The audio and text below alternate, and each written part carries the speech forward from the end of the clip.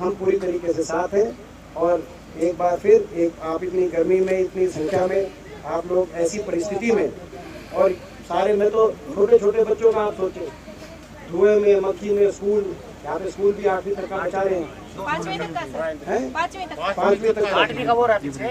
Private है, private है लेकिन सरकारी की बात ठीक करे। एक 5वीं का तो सरकारी भी है और एक प्राइवेट 8वीं का जो बता रहे थे। तो ये स्थिति है। तो ये आज बिल्कुल जायज़ मांग है, इसके हम साथ हैं और जल्द से जल्द इसका कोई ना कोई समाधान निकले, ऐसी आशा हम करते हैं।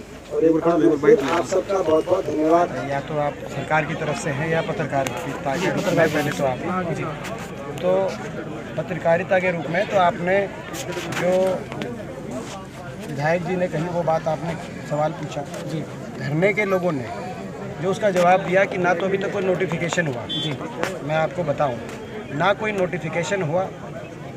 और आपको याद होगा जो है किसान आंदोलन का टाइम भी आपको याद होगा जी, प्रधानमंत्री जी घोषणा के बाद भी नहीं उठे थे किसान, नोटिफिकेशन के बाद वहाँ से किसान का धरना वो उठा था। आपको जानकार पत्रकारिता में, तो यहाँ ना तो नोटिफिकेशन हुआ, ना ही यहाँ पे कोई एसडीएम आया इस धरने पे, ना ही कोई यहाँ पे विधायक आए। यहाँ पर आकर क्या सरकार ने क्या मंजूरी दी है, किस बात की मंजूरी दी है, क्या ये मांग पूर्णतः मान ली गई है या कोई सरकार ने, तो वो सारी बात यहाँ पे जानकारी धरने पे दे।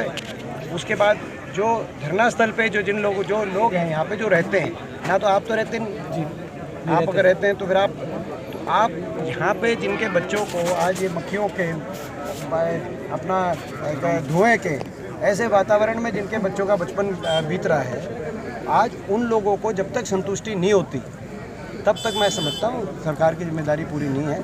अगर कोई सरकार इसमें प्रयास कर रही है और एक संतुष्टिपूर्ण कार्रवाई करेगी तो हम उससे संतुष्ट होंगे, लेकिन वो जब तक नहीं होगा जी, जब तक केवल कथनी और करनी में जब तक अंतर दिखाई देगा तब तक जो है मैं समझता हूँ इसकी मांग का समर्थन करते हैं। और ये मांग हम विधानसभा में भी उठाएंगे, सरकार को चेतावनी देते हैं, सरकार या तो अपनी कथनी और करनी में अंतर जो है समाप्त करते हुए इस पर कार्रवाई करे, नहीं तो आगामी हरियाणा विधानसभा सत्र के अंदर हरियाणा का विपक्ष कांग्रेस पार्टी इस बात को उठाएगी और मैं भी संसद के अंदर इसको उठाऊंगा।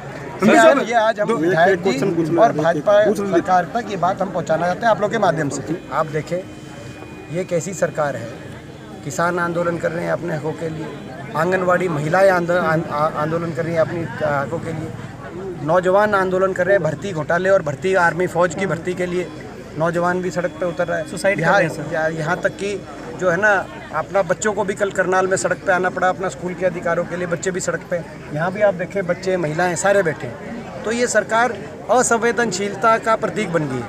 ये जबकि सरकार का कर्तव्य होना चाहिए, कोई भी जाए कोई ज्ञापन दे, जैसे ये बता रहे थे गए थे ज्ञापन देने, उनकी बात सुने और उनकी बात सुन के कार्रवाई करने की कोशिश करे। जो है हमारी भी सरकार रही हरियाणा के अंदर, सत्तासीन रहे, सुबह से शाम तक निकलते थे, दो जो है अपना मतलब 2-2 दिन हो जाते थे लेके एक आदमी की बात सुनते सुनते, और कोशिश करते थे कि कोई 10 साल तक कोई लंबा चौड़ा कोई जो है आंदोलन या किसी को धरने लगाने की आवश्यकता नहीं पड़ी। ये जो धरने लगे हुए पूरे हरियाणा के अंदर, वो ये दिखाता है कि ये सरकार जो है एक अहंकार की नींद में सोती हुई सरकार है, जिससे उठाना, इसको जगाना सरकार को लोगों के लिए बड़ा मुश्किल हो गया है। लोगों को अपनी बात जायज़ हकों के लिए इस तरह के धरने पर। दूसरी बात एक और बात कहते हैं कि ये जमीन तो हमारी है, हम दाला भी इसके ऊपर है। अरे एक छोटा सा अपनी जमीन के ऊपर ही हाईवे के ऊपर कोई छोटा मोटा के पीछे कोई होटल बन जाता है और बनने के बाद गाड़ी आकर बड़ा फोड़ जाती है, तो वहाँ जमीन में तो जिम्मेदार की होती है, फिर क्यों फोड़ जाते हैं? ये मैं पूछता हूँ। बोलते हैं कि सीएलओ नहीं है इसकी और वो परमिशन नहीं है इसकी, तो मेरे को ये बताओ कौन से पुलिस डिपार्टमेंट से, कौन से डिपार्टमेंट जिसमें पास करवाया कचरा डालने के लिए? कोई है क्या अथॉरिटी? किसने बोला था कि मेरे घर का उठा के कचरा और मैं भूपेंद्र जी के सामने डाल दूं या सुमन जी के घर के सामने डाल दूं? ऐसे कागज आए हैं ये सिर्फ और सिर्फ दादागिरी है, डंडागिरी है, ये सबका बोल नहीं पाता, उसकी मजबूरी है। आज क्या हालात है? आज हालात ये है पिछले 3 महीने से जहाँ पर लगातार आग लगी रहती है, धुआं उठता रहता है, धुएं से लोगों को अस्थमा, टीबी, थ्रोट इन्फेक्शन, पता नहीं कितनी टाइप की अगर आप टेस्ट करवाओ उनको तो नंबर ऑफ मेडिकल डिजीज मिलेगी इसके अंदर, आप टेस्ट करवा सकते हैं। लेकिन बढ़ गए। उसके बाद में जो इसके आजू बाजू 2 स्कूल भी हैं 60 तक का, वही बच्चे आते जाते हैं, छेड़ा हराम हो चुका है। और मैं एक बात बता देता हूँ दीपेंद्र जी, जरा सुनना, जब पहली बार यहाँ पर डालना चालू किया था, चारों गांवों की पंचायतों में विरोध किया था, एसडीएम साहब ने बुलाया था कि सिर्फ और सिर्फ 3 महीने की परमिशन दे दो, हम अपना अरेंजमेंट कर लेंगे। बवाड़ी पेड़ा के पास में कहीं पर भी वो छोटा सा रास्ता बढ़ाया तो 3 महीने की परमिशन तो मांगी थी।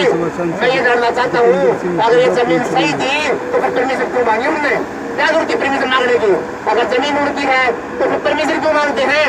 इसका मतलब ये है कि डालने की जगह सही नहीं थी, इसलिए हमने हाथ जोड़े, हमारे बूढ़े बड़े सरपंचों को पटाया और ये शुरू कर दिया। आज हालात देर बढ़ चुकी है, घरों के अंदर उड़ के पोल्यूशन करने घुसते हैं, आग का धुआं जाता है, 2 दिन पर आग लग चुकी है घरों के अंदर, 2-4 बार भैंस मर चुकी है, घोटे मर चुके हैं, क्योंकि गड्ढा खोद के उसको डालते हैं। तो अब मैं आपसे निवेदन करूंगा, उनको एक जीवन दे दो, और बस जीवन ही चाहिए साहब, ना रोड चाहिए, ना सड़क चाहिए, ना पुल चाहिए, ना स्कूल चाहिए, सबसे पहले आप जीवन दो, उसके बाद में जो कुछ बचेगा तो आपसे मांग लेंगे। यहाँ पे जो मौका पे देखा हमने, ये अमानवीय एक शब्द होता है। अमानवीय जीवन की परिस्थितियाँ यहाँ इस कूड़े के और कचरे के व्यवस्था की वजह से दिखाई दी। आप लोग भी इसको उठाते रहे हैं, बिल्कुल उठाते रहे बार बार, और जब तक ये इसका समाधान नहीं हो तब तक, और ये मैंने आपको उदाहरण दिया है, किसान आंदोलन का उदाहरण दिया, वो तो प्रधानमंत्री जी ने अनाउंसमेंट किया टीवी पे, लेकिन उसके बाद जब तक उसका नोटिफिकेशन नहीं हुआ, आपने देखा उसके 2 महीने बाद तक भी किसान बैठे रहे थे, क्योंकि जब तक हो तब तक तो अब ये क्या कह रहे हैं और क्या कथनी है, क्या करनी है, तो तब तक हमारा साथ रहेगा पूरी तरीके से। और ये जो अमानवीय स्थिति यहाँ पे जो दिखाई दी है, ये ऐसा दृश्य है, ये मैं समझता हूँ कोई भी जो है इसको सहनीय स्थिति नहीं है, बर्दाश्त कोई नहीं कर सकता। तो इस बार हरियाणा सरकार तुरंत, हमारी मांग एक बार दोबारा मैं दोहराता हूँ मांग को, पूरा इसका